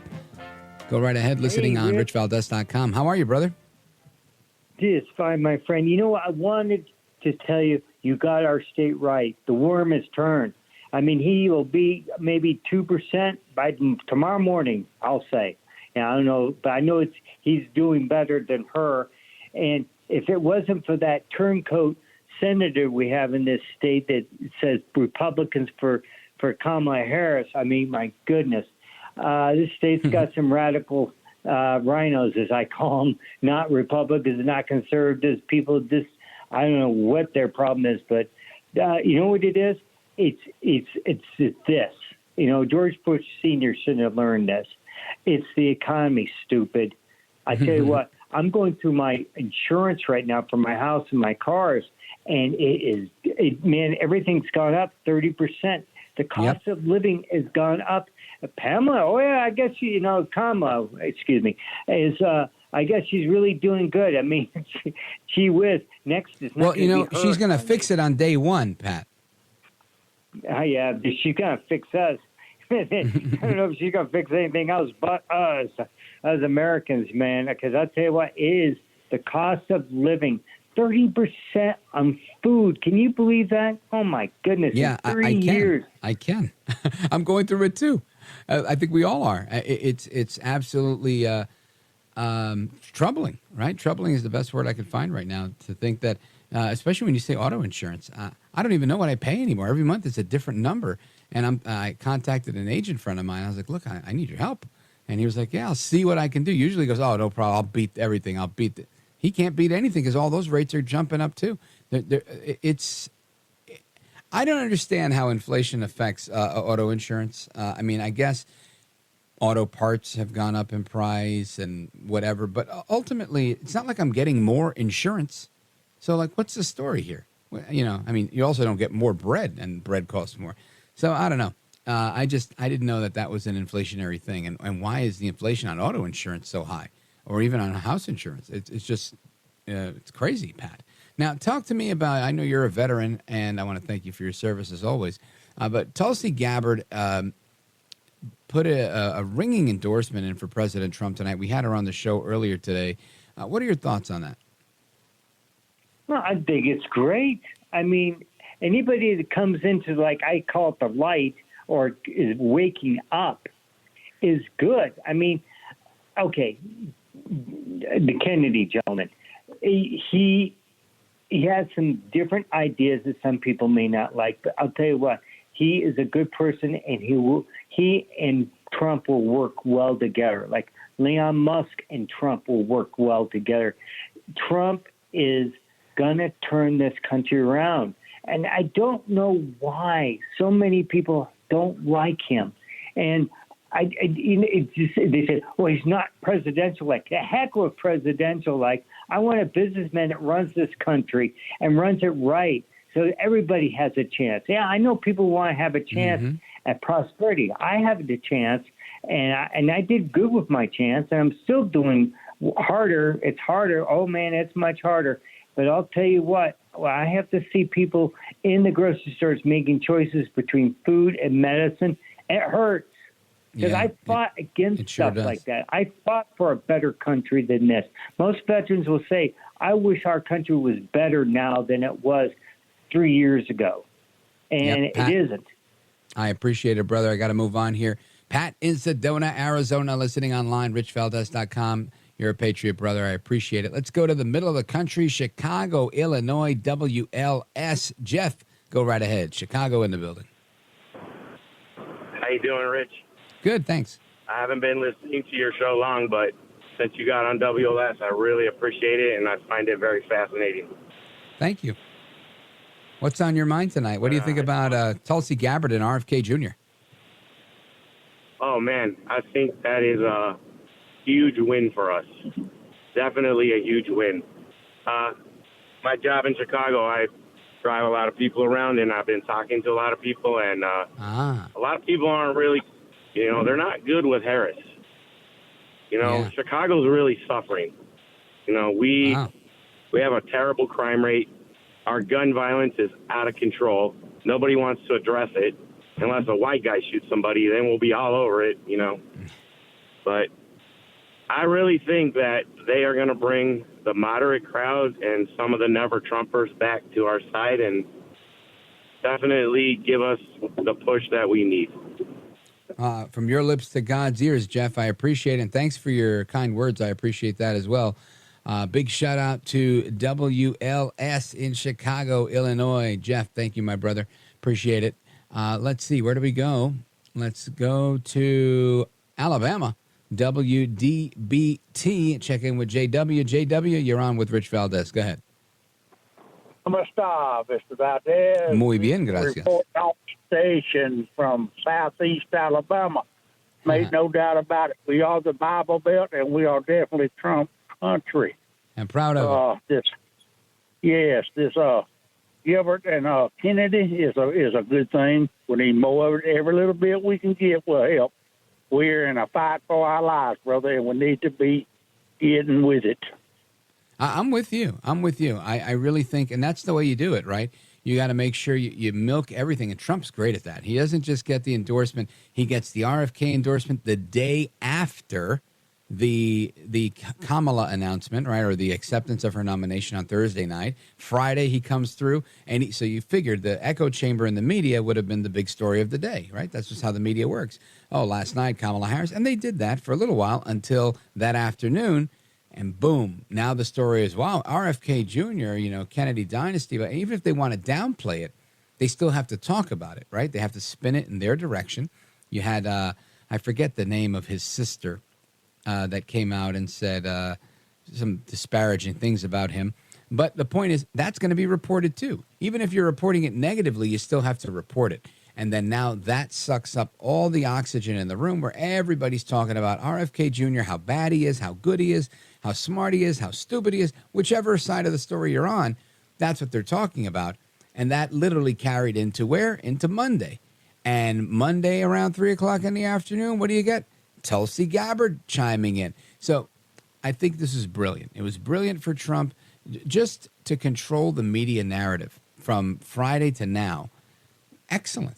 Outstanding, right? So he does it. He gets half of today. He'll get some of tomorrow. Tulsi Gabbard. Now you got RFK. Who's next is going to be, that'll be the next question. Which Democrat will join the party next? And I think that's fantastic. So, yeah, I think it has so many positives. I think he will make an inroad somewhere with some Democrats because these are, one was a Bernie person and one was a former DNC chair and the other was is a progressive and happens to have an amenable position on vaccines. So I think there's a lot of room for affinity there, and it's going to be a good thing.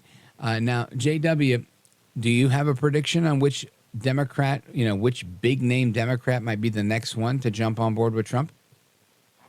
I have no idea, but I am looking forward to the next one coming, brother.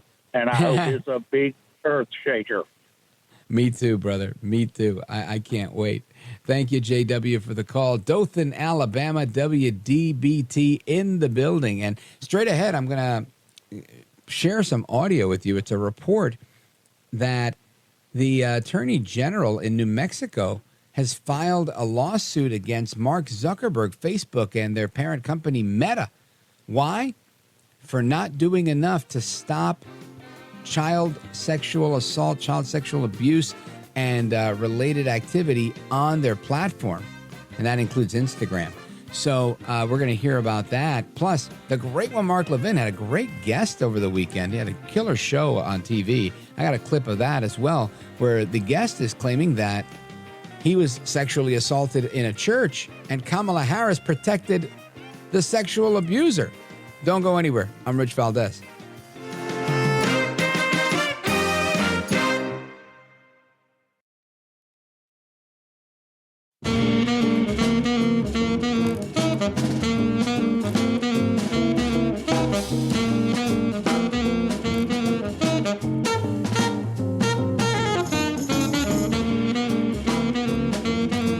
He's brown, he's bald, and he's breaking it down. It's America at Night with Rich Valdez.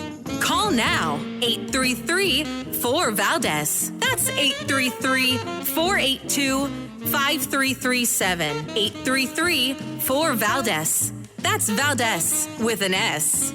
Facebook and Instagram.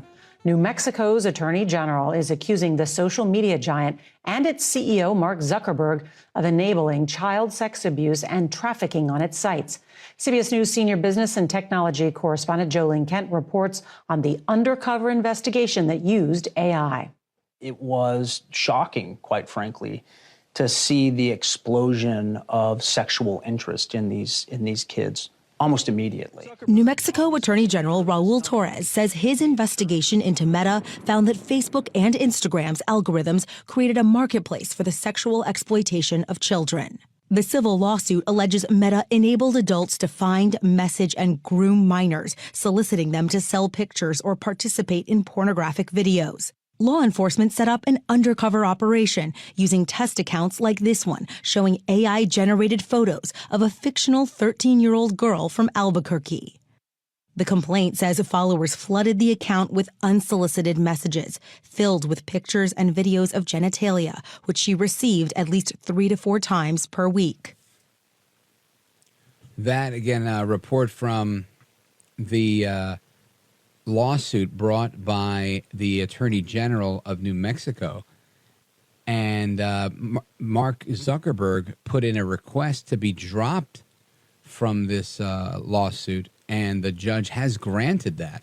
So now it's solely against his company and the platforms that they own, which is interesting, right? This New Mexico judge granted Mark Zuckerberg's request to be dropped from the lawsuit that alleges that his company failed to protect young users on the social media platform from sexual exploitation. The case is one of many filed by various states and school districts and parents against Meta and its platforms against child exploitation. Beyond courtrooms around the U.S., the issue has been a topic of congressional hearings, and this has been going on. I remember covering this stuff when I worked in Manhattan, 17 floors above Madison Square Garden.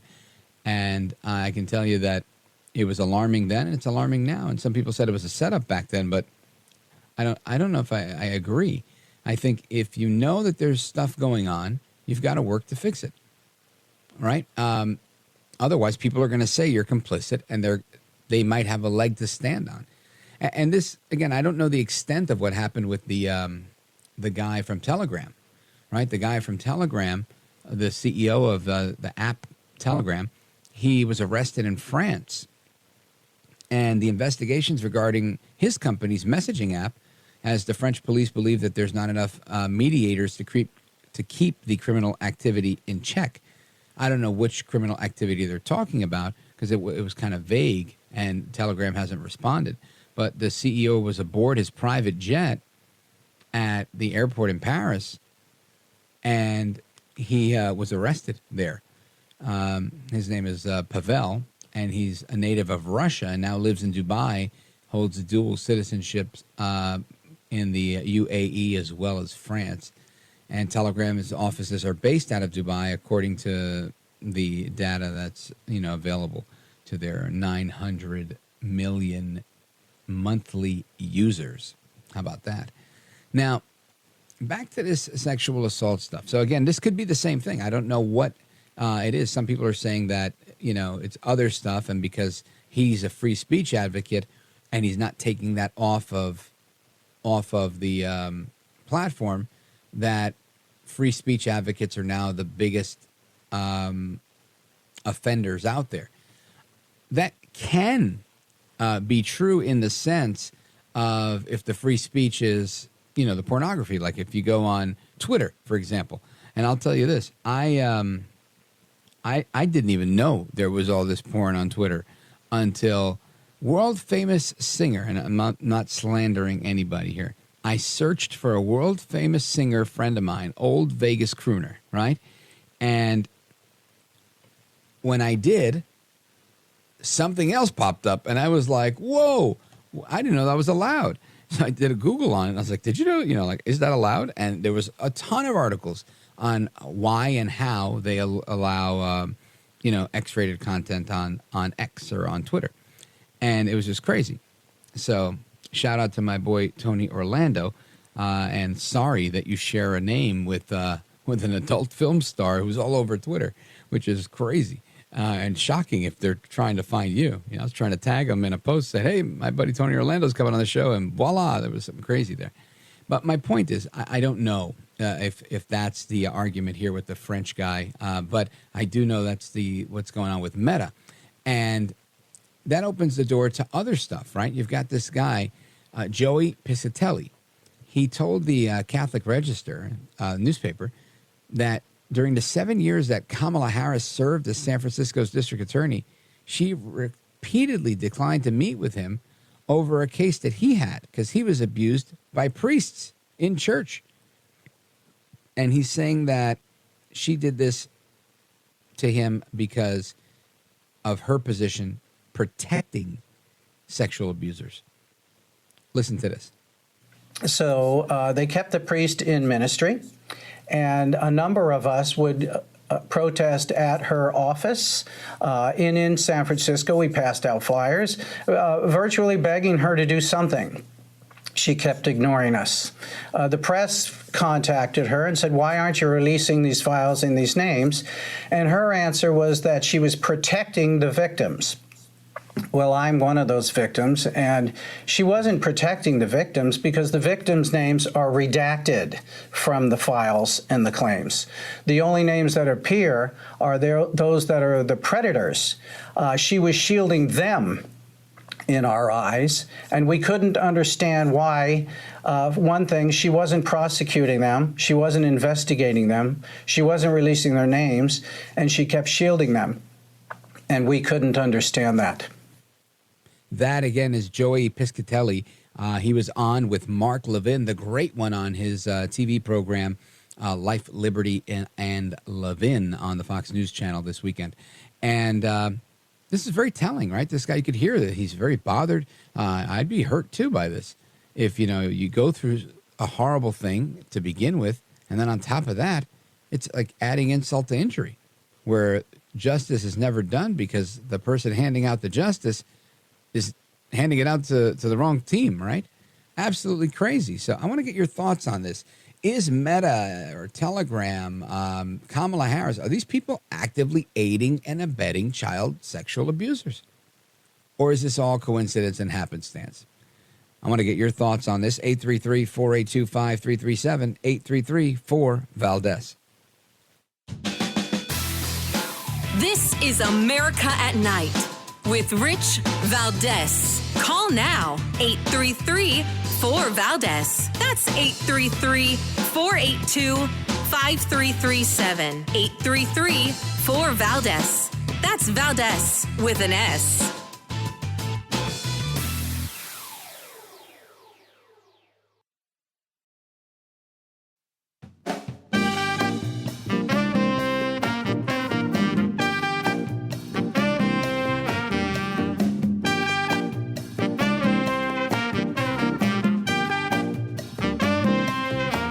Call now, 833-4-VALDEZ. That's 833-482-5337. 833-4-VALDEZ. That's Valdez with an S. I first filed a lawsuit against the church for being molested as a child. And the priest who had molested me was a priest from San Francisco. And I went to San Francisco with other victims before Kamala Harris was DA. And we talked to the district attorney named Terrence Hellinon. And Terrence Hellinon had accumulated files, lots of files on sex abusers in the church that he had subpoenaed and gathered through investigations. And he was going after them full force. Kamala Harris beat him in early 2004 as the new district attorney. So Kamala Harris beats him, and then she puts this whole thing to bed and doesn't aggressively prosecute anymore, according to Joey Piscatelli, who you just heard from. And that's a clip from his interview with the great one, Mark Levin, on the Fox News Channel.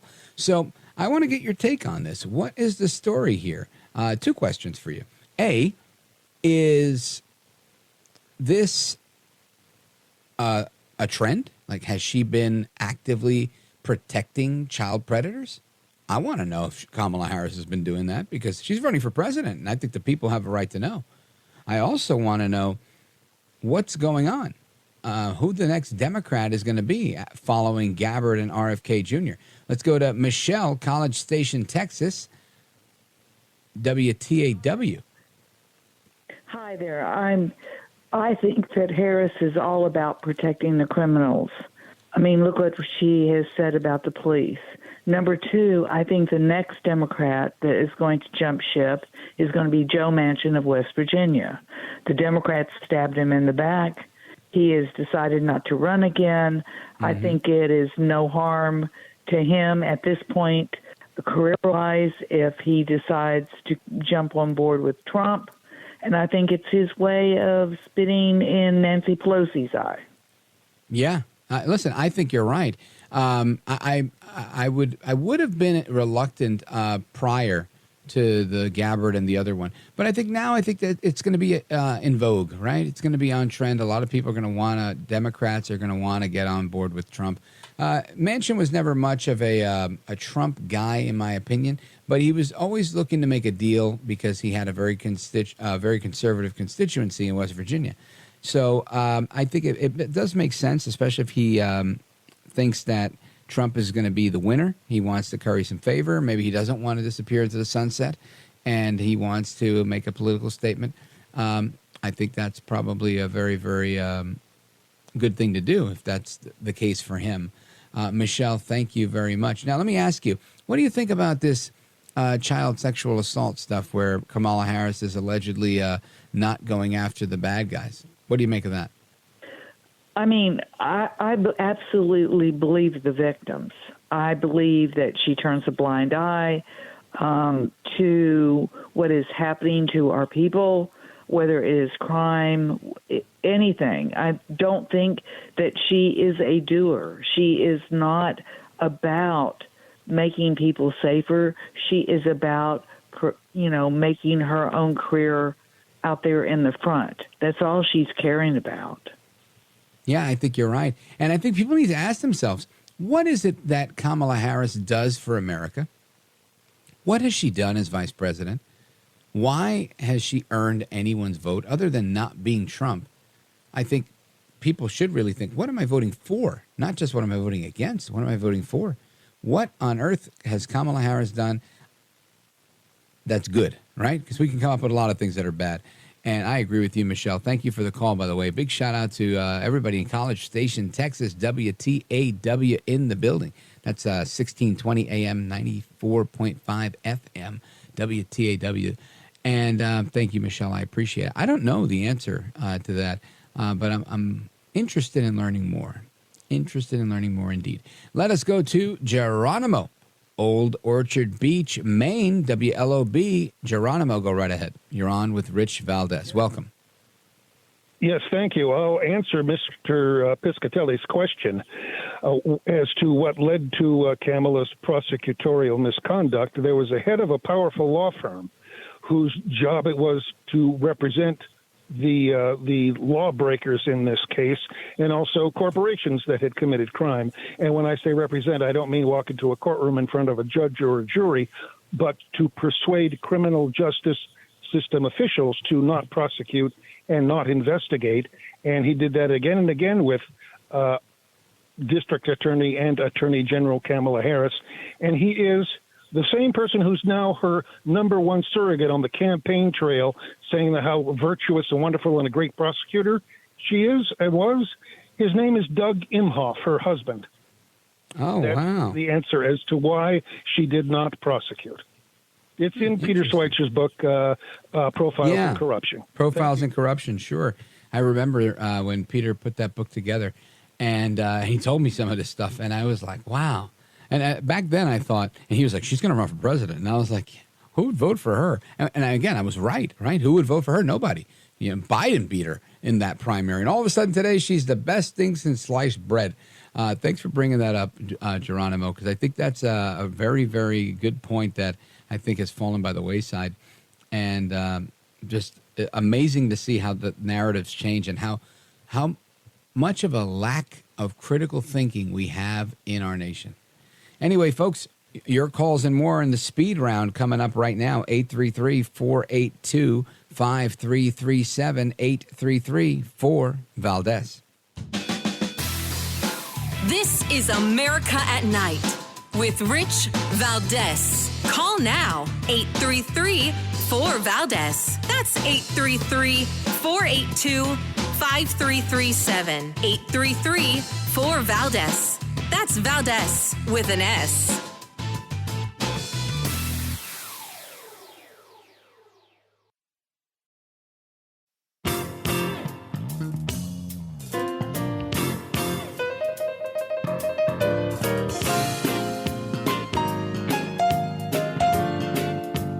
Well, Mr. Valdez, you have one of the greatest shows that radio's ever had. America at Night with Rich Valdez.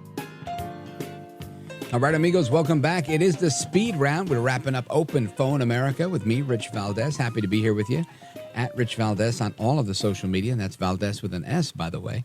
And let's go to Joe, Salem, Arkansas, KSAR. Joe, what's on your mind tonight? I'll have to agree with Michelle there. Joe Manchin's up next. He needs to get off the fence.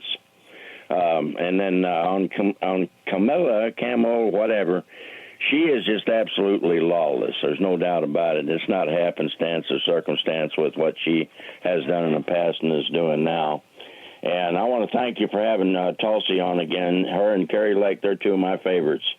Oh, and I hope that Trump uses her in the administration along with Bobby and Elon Hall. You know, hey, listen, there's a talk show in the afternoon. I won't name names, but this particular individual's got an attitude problem. He's pretty arrogant, and when the Salem News Network reporter was all excited about reporting the news that she might have a place in the administration, and Bobby too. Well, this fella here that hosts this show in the afternoon on that Salem News Network, he said Bobby needs something irrelevant if he's going to endorse Trump. Maybe an ambassadorship in an unknown island, and Tulsi hangs out with a side. She needs nothing in the White House. Now, ain't that a terrible host of on a Republican-styled show? Well, you know, I'm all about independence, and I love diversity of thought, Joe. So I can tell you that I also, somebody asked me the other day if I would vote for Bobby Kennedy. I like him, and I enjoyed having him on the show, and I hope he'll come on again. I likely would not vote for him because I think we're so far apart on so many issues, maybe except the medical freedom stuff. Now, in recent months, I think he's kind of come over to where I am on free speech, which is great. So maybe medical freedom and free speech, but that's not enough for me to, I listen to him on the radio to get like ammo to argue with my friends. You know, he's not just liberal. He is a progressive, or at least was for the last 20 years when he had a radio show out in New York. And I can say that he is somebody that I just didn't agree with on a lot of things. Now, maybe his opinions on some things have evolved. I think it would take more conversation for me to figure out if his opinions on everything have evolved. But it doesn't change that he's a nice guy, and I enjoyed having him here, and I was very respectful with him, and he was very respectful to me, and really enjoyed it. And I think ultimately it comes down to, I too can be very rude and short-tempered with everybody under the sun. This is, you know, the sinful human nature that we have, right? Some of us have it more than others, and I definitely do. I have to go out of my way to try to be nice and sweet and kind and polite because it's not first nature for me. First nature for me is like, hey, go after yourself. Up yours, pal, right? So I don't know where I'm at on that one, but that's where I land, Joe. Thank you for the call, brother. I appreciate it. Big shout out to KSAR in Arkansas. And Frank in Evergreen, Walz has hearing damage. We'll talk about that tomorrow. If you can give us a call, I'd appreciate it. Hasta la próxima. Take care, good night, and God bless you, America. I'm Rich Valdez.